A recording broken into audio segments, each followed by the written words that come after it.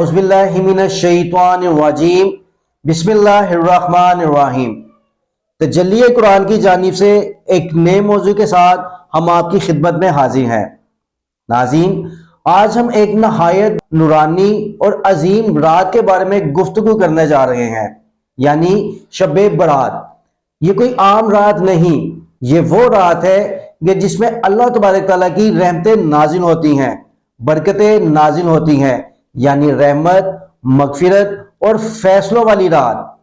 یہ وہ رات ہے کہ جس میں آسمانوں سے اللہ تبارک تعالیٰ کی رحمتوں کا نزول ہوتا ہے، گناہ گاروں کی مغفرت ہوتی ہے اور بندوں کے نصیبوں کا فیصلہ ہوتا ہے۔ ناظرین، شب برات ہے کیا؟ شب برات دراصل 15 شعبان المعظم کی رات کو کہا جاتا ہے۔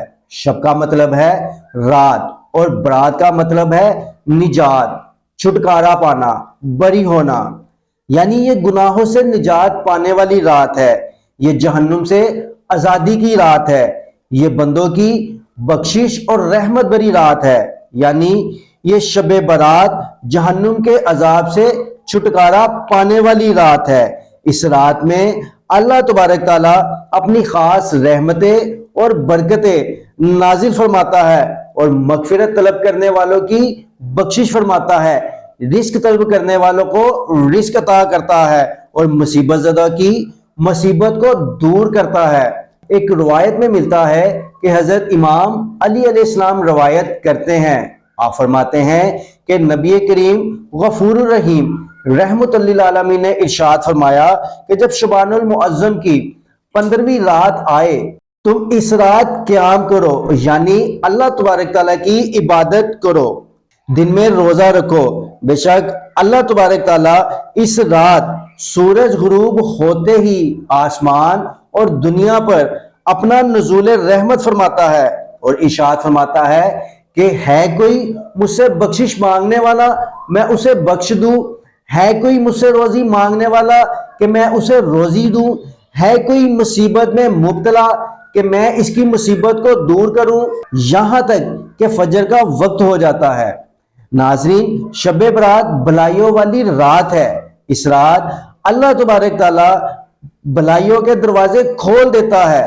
اس رات دعائیں قبول ہوتی ہیں، مرنے والوں کے نام لکھ دیے جاتے ہیں، دنیا میں آنے والوں کے نام لکھ دیے جاتے ہیں، رزق تقسیم کرنے والوں کے نام لکھ دیے جاتے ہیں، اس سال پر حج پر جانے والوں کے نام لکھ دیے جاتے ہیں۔ یہ رات کسی کے بارے میں کیا لکھ دیا جائے یہ کچھ خبر نہیں، لہٰذا اس نازک رات میں ہمیں چاہیے کہ گناہوں اور غفلت میں گزارنے کی بجائے توبہ استغفار کرتے ہوئے اللہ تبارک تعالیٰ کی عبادت میں گزارنا چاہیے۔ نبی کریم غفور الرحیم رحمت للعالمین ارشاد فرماتے ہیں کہ شعبان کی 15ویں رات میں اللہ تبارک تعالیٰ اپنے بندوں پر خاص نزول فرماتا ہے، پھر سب کو بخش دیتا ہے سوائے شرک اور کینہ رکھنے والے کو، یعنی عام گناہ کرنے والوں کے لیے معافی کا دروازہ کھلا ہے، توبہ کرنے والوں کے لیے اللہ تبارک تعالیٰ کی معافی کا دروازہ کھلا ہے، رونے والوں کے لیے اللہ تبارک تعالیٰ کی معافی کا دروازہ کھلا ہے، یعنی کینہ رکھنے والے اور شرک کرنے والے ان کے لیے اللہ تبارک تعالیٰ کے ہاں معافی کی کوئی گنجائش نہیں۔ یعنی یہ رات ہمیں سکھاتی ہے کہ اللہ تبارک تعالیٰ معاف کرنے کو تیار ہے، کیا ہم تیار ہیں؟ یہ رات ہمیں بہت سے پیغامات دیتی ہے، یہ رات ہمیں توبہ کرنے کا پیغام دیتی ہے اور کہتی ہے کہ اے بندے واپس آ جا، میں تجھے معاف کرنے کو تیار ہوں۔ اگر کسی سے ناراض ہو، دل میں کینہ ہے تو آج اپنے دل کو صاف کرنے کا پیغام دیتی ہے۔ یہ رات ہمیں عبادت کی طرف پلٹنے کا پیغام دیتی ہے۔ یہ رات ہمیں یاد دلاتی ہے کہ زندگی صرف دنیا نہیں بلکہ آخرت ہے۔ یہ رات ہمیں موت کی یاد دلاتی ہے کہ اس رات سال بھر کے فیصلے لکھے جاتے ہیں، شاید اگلی شب برات ہم نہ دیکھ سکیں۔ علماء کرام فرماتے ہیں اس رات سال بھر کے معاملات لکھے جاتے ہیں، کون پیدا ہوگا، کون دنیا سے جائے گا، کس انسان کے زندگی میں کتنا رزق ہے۔ ناظرین، حضرت عائشہ ماجی جناب پاک ارشاد فرماتی ہیں کہ شعبان کی 15ویں شب میں نے نبی کریم غفور الرحیم رحمت للعالمین کو اپنی آرام گاہ میں نہ پایا تو میں ان کی تلاش میں نکلی۔ میں نے دیکھا کہ آپ جنت البقیع یعنی قبرستان میں موجود ہیں۔ آپ نے فرمایا کہ آج شعبان کی 15ویں رات ہے۔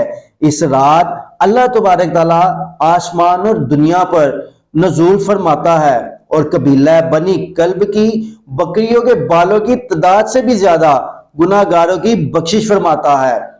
اسی طرح ایک روایت میں آیا ہے کہ حضرت انس رضی اللہ تعالیٰ عنہ بیان کرتے ہیں کہ نبی کریم صلی اللہ علیہ وآلہ وسلم سے سوال کیا گیا کہ سب سے افضل نفلی روزے کون سے ماہ میں ہیں؟ فرمایا شعبان میں۔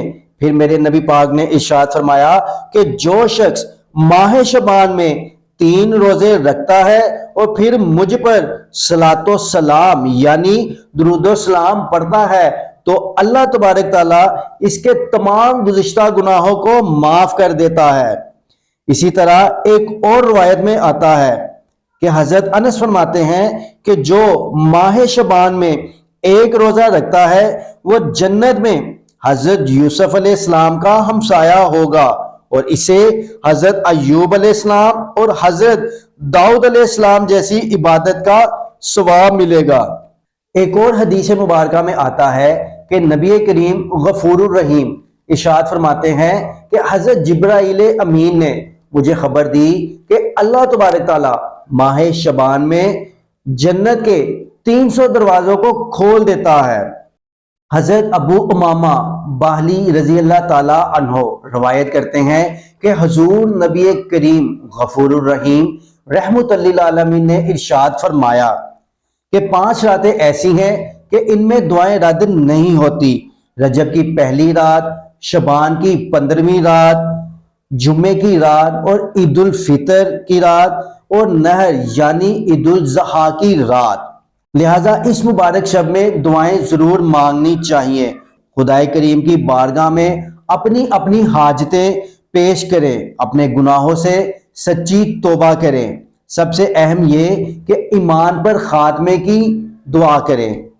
ناظرین، شعبان المعظم کے روزے کی فضیلت کی اگر بات کریں تو ماہ شعبان المعظم کے روزے کی فضیلت کے بارے میں ہمیں بہت سی حدیثیں ملتی ہیں۔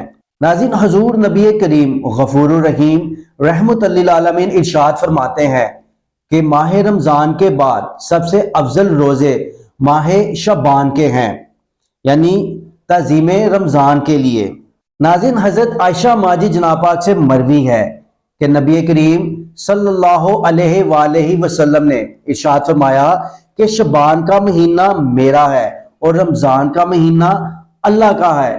اسی طرح ایک دوسری روایت میں یہ ہمیں ملتا ہے کہ حضرت عائشہ ماجی جناب پاک اس طرح روایت کرتی ہیں کہ رمضان کا مہینہ اللہ کا ہے اور شعبان کا مہینہ میرا ہے، یعنی شعبان پاک کرنے والا ہے اور رمضان گناہ کو مٹانے والا ہے۔ شعبان کی 15ویں کا روزہ رکھنا مستحب ہے۔ ایک تو روایت حضرت امام علی علیہ السلام سے ملتی ہے، دوسرا نبی کریم غفور الرحیم رحمت للعالمین ماہ شعبان میں خاص ان ایام میں 13، 14، 15 کے روزے کا اہتمام کرتے تھے، اس لیے اس نیت سے بھی روزہ رکھنا موجب اجر و ثواب ہے۔